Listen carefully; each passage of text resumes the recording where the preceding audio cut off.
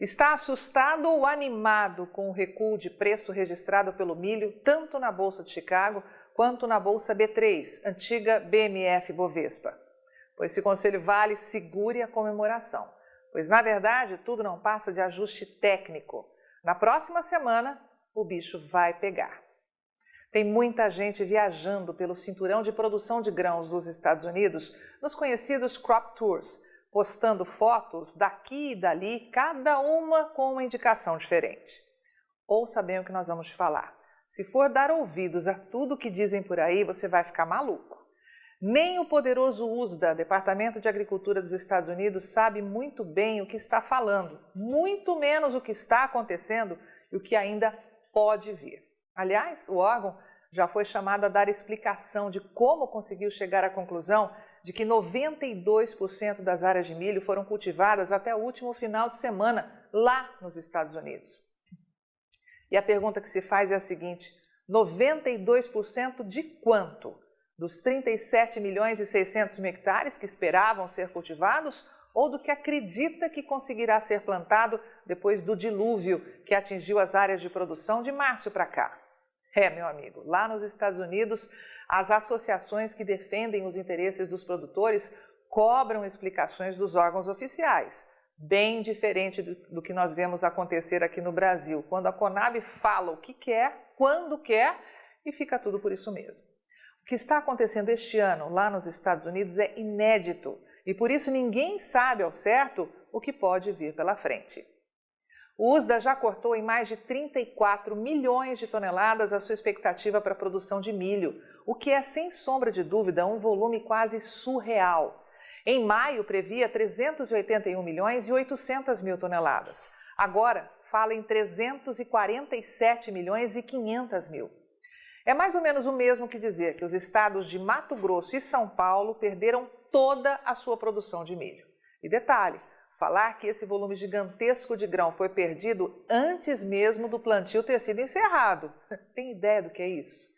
Se virão mais perdas ou não, é impossível afirmar com 100% de certeza. Mas, numa investigação exclusiva, a Rural Business descobriu que algo semelhante aconteceu em 1995. Mas, veja bem, semelhante, mas nem de longe tão grave quanto o visto hoje. Naquela época, o plantio só foi encerrado na terceira semana de junho, bem depois da janela ideal. E a produtividade média das lavouras de milho dos Estados Unidos desabou em 18%.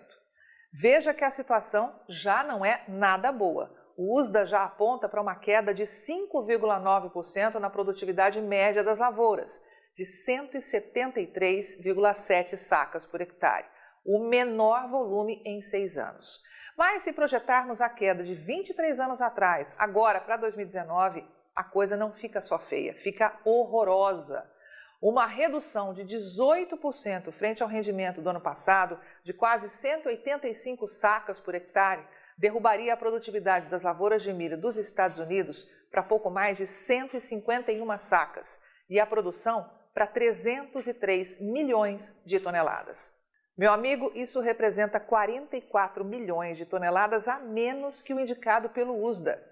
Pensar em perdas nessas proporções é algo meio surreal, já que a safra americana é sempre uma caixinha de surpresas. Num piscar de olhos, parece que as coisas acontecem. Mas para Tânia Tosi, analista-chefe e estrategista da equipe de grãos aqui da Rural Business, responsável por produzir diariamente essa análise, prever mais uns 20 milhões de toneladas em perdas já não é tão surreal assim.